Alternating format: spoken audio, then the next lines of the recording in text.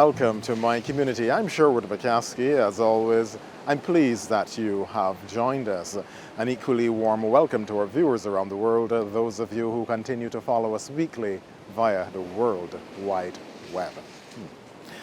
Traditionally, in celebrating birthdays, we welcome gifts and attention from family and friends. But here is something different. On Sunday, November the 13th, 2022, Mrs. Norma Odle, in celebrating her 96th birthday, presented not only her family, but all of Barbados with a very special gift. A gift that will stand the test of time. A gift that contains a number of theses and research topics to be developed by our students. A gift that serves as the primary research tool as we continue to deconstruct our history and understand ourselves as a people. It is a gift which you will not find anywhere else and which certainly cannot be given by another giver. And so, as Mrs. Norma Odle celebrated her 96th birthday, she presented us with 96 years of precious memories of experiences of life in Barbados. She begins by sharing a number of occurrences that stands out in her memory from those early childhood days. Things that stand out in my memory from then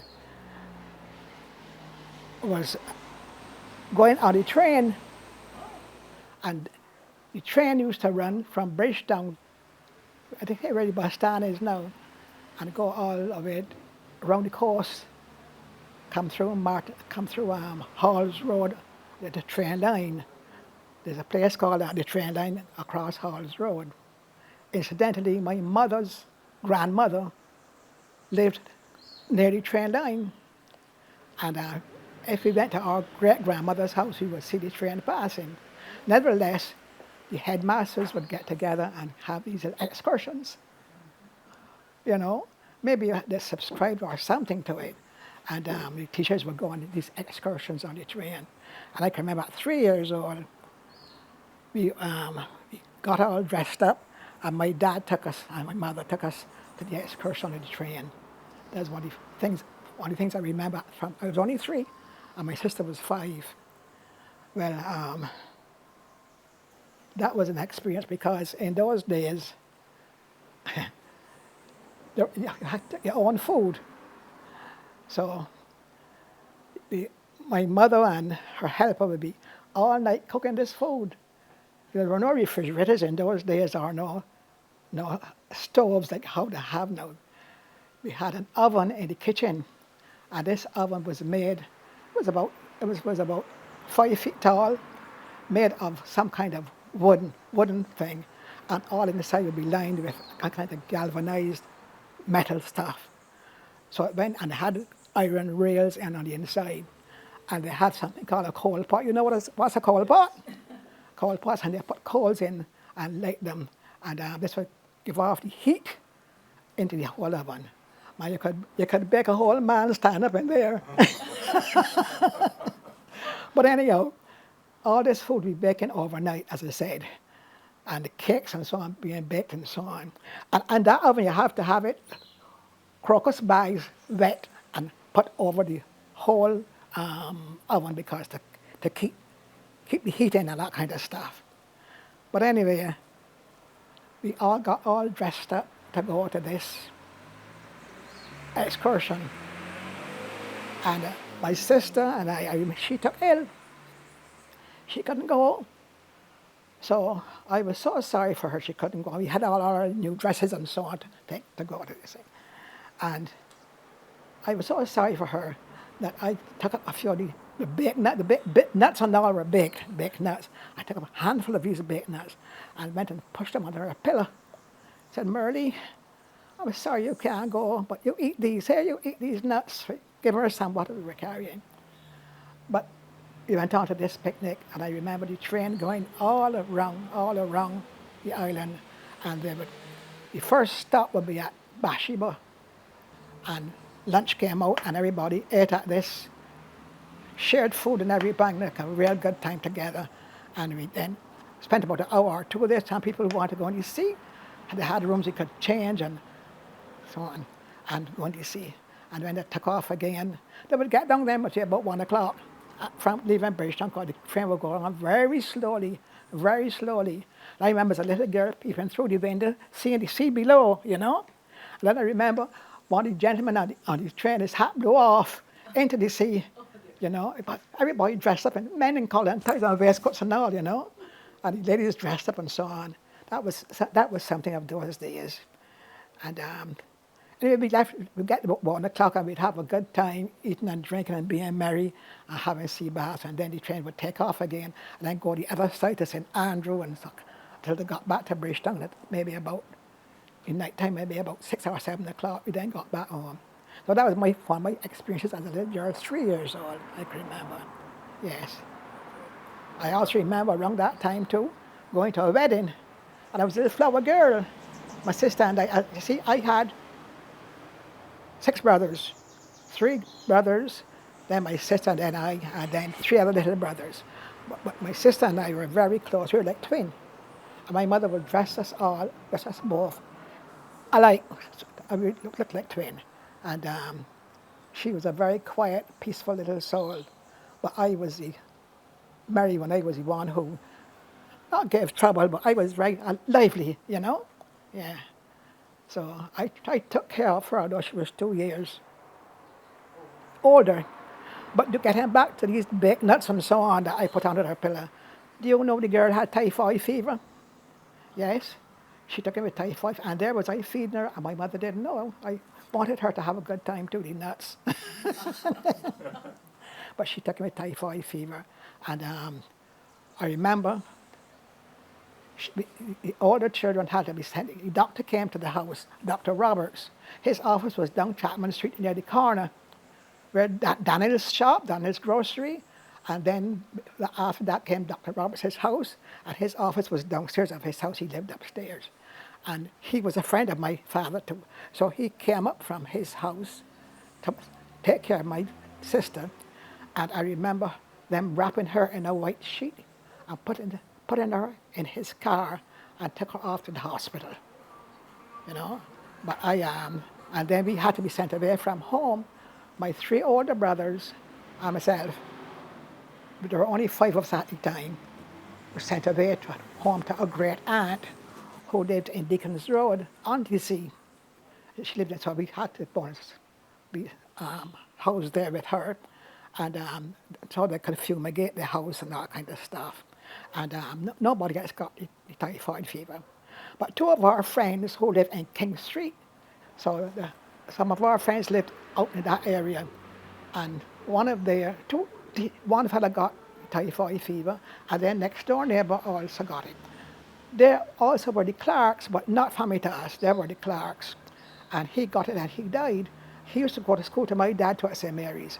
And in next door house was the Stanfords. One of their children, and both those children died, but my sister didn't die, you know. So that's how it was. I can remember that, and I was only 3. So when she came out of the hospital now, she was 5 and I'm 3, and she couldn't walk. And there was I prancing up on the night. Merle can't walk, and I can walk. Having fun, not knowing the seriousness of the whole thing, you know. So that was a 3-year-old child. Yeah. Another thing I remember this too, from Chapman Street. My father was very friendly with a man called Charlie Broom. He was a headmaster at Wesley Hall School. And Daddy and Charlie were very close friends. And I can remember some Sunday afternoons. I remember Sunday afternoon in particular when Charlie Broom came to the house. He had a car, only a 2-seater car, but when it had a boot outside, you know, a boot outside of this car. When you opened the boot, 2 seats came up, a little seat came up. So I remember Daddy putting me and my sister in this little boot, and he and Charlie Broom driving, Daddy next to him, and he took us for a drive. But there it was, a 2-seater car, And they opened the boat and the seat came over. And we two little girls were in the open driving while the men were. So, and I was, as I said, I left Chapman Street at 6. So all those are the things I can remember. You know? And I remember on Sunday evenings too, my dad, he always had to dress up in the evenings, you know. Although you might think me going, but Dad would carry us sometimes to the park.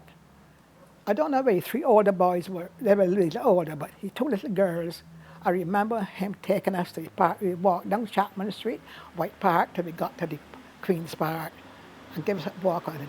I remember I was so alive. I'd be holding my dad's hand, he in the middle. My sister one side hand, I'd be skipping and coming along, but she'd be taking her calm time and coming along. She was a little angel, you know. Me and my sister were like twin. When we lived in Chapman Street, we were sent to St. Mary's Girls' School. The girls' school was the top of the Mason Hall Street. The boys' school was near the church, near St. Mary's Church. And the headmaster, who was my dad of that school, and the headmistress, we were good friends, you know. And my dad sent us then to her school. But I was always a little wicked and lively one of the family, and didn't obey too much. And the teachers knowing that this is Mr. Clark, the head teacher, master's children, she put me in the front seat to sit down and to learn my lessons. And lower primer, they call it lower primer, high primer, and then first standard. That's how they called it in those days. Lower primer, high. You went to school at 5. Lower primer, high primer, first standard, second standard, and so forth. My sister was very and you know, very good at her, yes, and she obeyed and she would. But I know in this lower primer, lively, want to mix it with everybody. So when the teacher turned her back, they always put on the privileged children in the back seats, in the back of the class. Those poor children didn't have any shoes to wear to school, you know. And I had a feeling and liking for those children. And I would leave my front seat and go in the back seat and play with them when we should be working. So I remember I just looked at little wicked things. And when they said little naughty words, I picked them up. And when I go home, I let loose on the others in the house with dirty words. My sister was never like that, but it was fun for me. Another thing I did, a lady called Miss Wallace, who teaches the class, she would be calling the names in the register on mornings. So-and-so, present please, and she called the names. And every name that didn't say present, me and 2 more, 3 more little girls got in the back seat and said, present please. So when she was going over her register again and found out that these girls were not in there, and found out who did it, she sent us to the headmistress for lashes. You know, we had to hold out our hands and get the rule, 2 or 3 lashes in the room. And I saw the other girls rubbing their hands on the floor, and I rubbed mine too. To hold up my hands, you desperate to sew the lashes. I held out my hand for my lashes. But I didn't care, I didn't cry or anything. I didn't care. I was a little terrible little girl.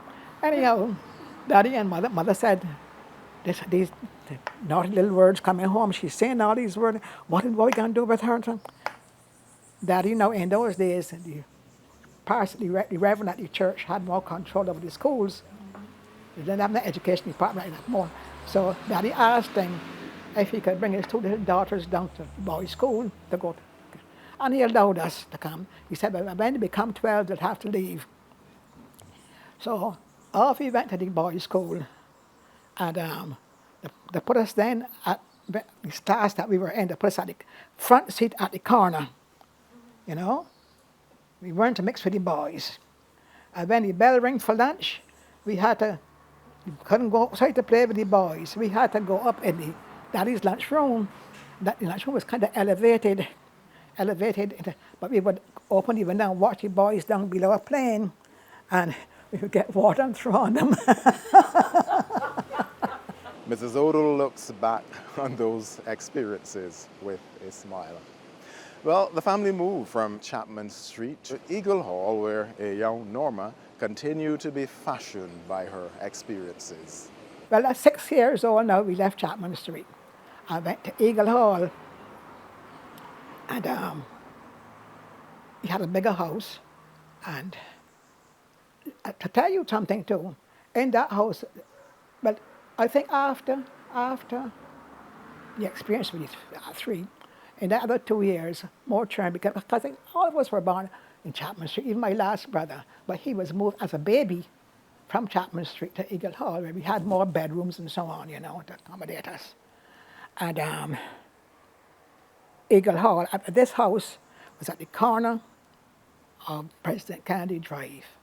The house is still there. Right opposite the house now is Phillips Bakery. And after Phillips Bakery, there's a gap called Taylor's Gap.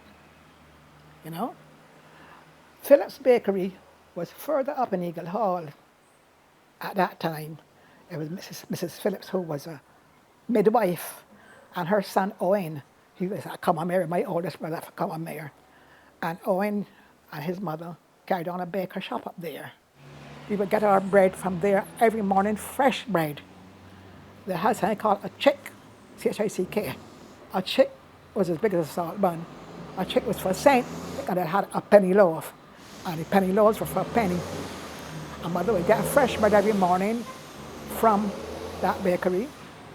And you cut it down the middle, and you put a slice of cheese or something in that, and a slice of sweet bread, and a bottle of the goat's milk with a little red sweet drink in it, and put it in a bag for lunch. Their generations came down and carried on Phillips Bakery, which was still in the Phillips name. And they moved from Eagle Hall and came down further down the road. You were in this Eagle Hall house, and it was fenced in all around. You could open a gate and go to the open piece of land next door.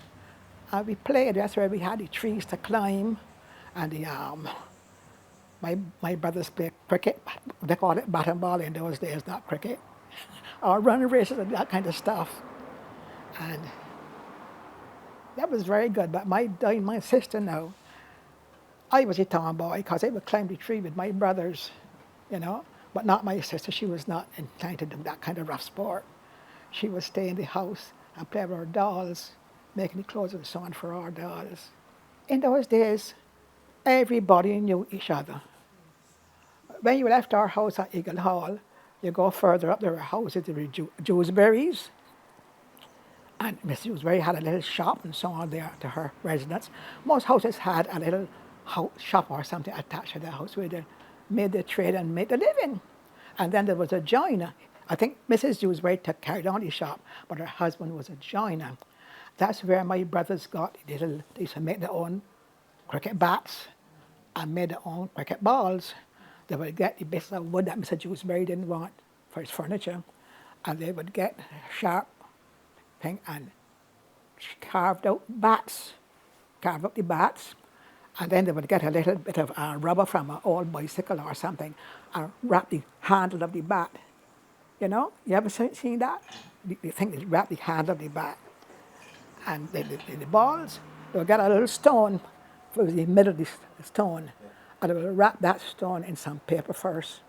And after the paper, they would get some something, but then some kind of a tar sheet or something, wrap up the ball. Then they would get some twine, and then they would wrap this ball with the twine all around till it became a good, hard ball. So I believe the tar would help the ball to bounce, So they made their own bat and balls. Boys in those days found something to do. And there are several lessons in all of that. Looking around and seeing what resources are available in your environment and using them to meet your needs and the needs of others, being self-sufficient and independent, so to speak. As Mrs. Odle continued her tour of Eagle Hall, you will learn that the area was somewhat a self-contained town. All up Eagle Hall now, across the road from us, I remember the postmaster general used to live there. He was a man called Mr. Durant. He used to ride his bicycle to work every day to the post office in Bridgetown. Mr. Durant, and then there was Mrs. Combach. This is going up to Eagle Hall now, on the other side of us. Durant, Combach, she was a white lady, and then there was another lady called Miss Her name is gone from me now. But she was living in like a 3-story house there in that house. And she carried on a trade in Nelson Street. She used to sell fruit. When he was coming, she would sell her. She had a business in Nelson Street selling some lovely fruit. And after her, we went on to some other folks in between there. And up to the very end, there was a man called Hanschel. I think he was a lawyer, or his son was a lawyer, but Mr. Hanschel owned all of that land. And they used to call it Hanschel's land. And that land, he used to, it had like a gap, and you would go down this gap, and he used to rent out little house spots to people to put the houses on. That was Hanschel land. The local government took over Hanschel land, local government, yes. Mr. Motley and Son was the local, to do with local government for St. Michael. But what I want to tell you is this, up Eagle Hall now was like a little town. Because you could go up to Eagle Hall and get whatever you wanted up there. There was a butcher's shop, there was a drugstore. The drugstore was carried on with Dr. Cummins' sister. She had the drugstore. Then they just had a cloth store up there. None other than Annie Wilson. Annie Wilson started at Eagle Hall. He came from Guyana. He and his father. He was not a Bajan. Wilson was a Guyanese. You could hear from where he was talking, he was Guyanese. And he came to Barbados and made his living. They opened that shop at Eagle Hall. And he sold all the materials and so on from them. So you could go to shop at Eagle Hall for your cloth. It was 12 cents a yard. 12 cents a yard, man. Wilson's store, the drugstore, the butcher shop, the greens, the groceries, everything you wanted you could send to Eagle Hall, because in those days you had no refrigerator to keep your meat and so on. So you always had to send up the helper to Eagle Hall almost every day, and flying fish, all the flying fish and everything was up there. You could get sea eggs, everything. You could send to Eagle Hall and buy whatever you wanted. And the butcher, beef was 12 cents a pound. Can you believe that? Anyway, that was how Eagle was. Then you went further up from Eagle Hall, then the adjoining road to go from Eagle Hall. You had the police station in Lower Black Rock, right at the corner. There was a corner there. The police station was right on the corner. And you're going out to Tudor Bridge now. You go further up, and they had other people living there. They had the Wilsons. Dr. Wilson, remember Dr. Ronald Wilson? His parents he was raised there. And Edna, who was a pharmacist, Edna carried on Standard's pharmacy. That boy bought it from Standard Pharmacy from, yeah. And Wilsons were there. And the other side was the Molly's, that big house up there. And the other side then was the Parises. Leslie Paris and so on, all of them are dead now. One of those Paris ladies made my wedding gown. And one was married to a knight. One was married to Ruby Paris. She was Ruby too. She was married to Knight. Margaret Williams Knight. No, that was her mother was a Paris. You know, I'm telling you this to tell you that everybody knew everybody in those days. And everybody looked out for everybody. Yes, at the Lower Bank Hall near the corner was the Stewart's, Dr. Stewart. Dr. Stewart's family, they were living there. And next door to them was the Parises. Captain Paris and police force. His children, one of his children, Ruby, was married to Clifford's husband. He came from St. Lucie. St. Lucie man came down. I knew him as a child to be picked books on the beach in St. Lucie. Clifford and I together. But his father was a planter. And Clifford was the last of the children. He had two sisters. I think they were both nurses. One was a teacher, one was a nurse. And the other two boys were planters, Aubrey and Noel. But Clifford was the last boy. And we used to spend time in St. Lucie at a friend's house. We would go at Clifford and those. And they were near the sea. I can't remember the plant, but it was near the sea. Babs at one time, but I don't know if it was Babs or they moved to another plant, but it was near the sea. And Clifford would take us out by the beach, and they had little things in these rocks called wilks. And we would pick these wilks and put some salt on them and eat. So I knew Clifford many times as a child. Yeah, shellfish, yeah. Well, from those experiences of being on the rocks in St. Lucie, we return to Eagle Hall as we take a look at the physical landscape of the area and a number of the families. Well, Lower Eagle Hall, from where we lived, going down now to come to town, between where we lived and all the way down to Baxter's Road, they must have about 5 or 6 doctors on our stretch. Right next to us was an alleyway. Right, go down that alley. It was an alley between 2 houses. A car couldn't even get down in there. But people lived down in there because there was open space, and that open space would carry you down over to wherever President Kennedy Drive now is all down in there was open land, and people had the little chattel houses, and they would have to come up through that alleyway to get to the standpipe, to get the water. Nevertheless, after that alley came a little drugstore. So we're always in the drugstore buying our sweets. It was run by a man called Mr. Dare. I think he was uncle to Jack Dare. And another uncle had a garage, Dare's Garage. It was on Roebuck Street.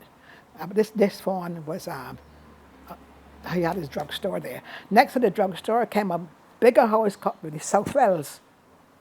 Mr. Southwell was a master at a Conmere Harson's called one. Heavy set man. And used to ride up. In those days, men rode bicycles, nobody even had cars. You either put your foot on the ground and walk, or get on your bicycle. And after the Southwells came some other folks I can't remember now, and then Dr. St. John. Dr. St. John was right there. You go any further down now, they had the Hutchinsons, Darby Hutchinson, and those who opened their calf. They had the Hutchinsons, they had the Corlises, they had, this is on our side of the street. They had further down then came Owen Alder, O.N.T. Alder. He was at the corner of Richmond Gap. And he went all the way down. They had the Hineses. There was a brother to Heinz Undertaker at the time. He had a brother there, a lot of children too. And as you walk down that whole street, on the other side, everybody knew each other. So that when you left home to go to Bridgetown, you're walking, because we went to St. Mary's School. From that, you walk into St. Mary's School, and everybody in each household knew each other and looked up for each other. Mr. Clarkson coming down, the Norma and Mr. Clarkson coming down, they looked up for each other. And we were not mischievous, but anything mischievous on the street, the news got home before you. We got home, got licked, so I get home too. More importantly, they looked out for each other. I certainly hope that the sharing of those precious memories of Mrs. Odle has inspired all Barbadians to recommit ourselves to those values that made us exactly who we are. This has been My Community as seen through the lenses of Mrs. Norma Odle, all part of her 96th birthday gift to the people of Barbados. I'm Sherwood McCaskey. Thanks for your time.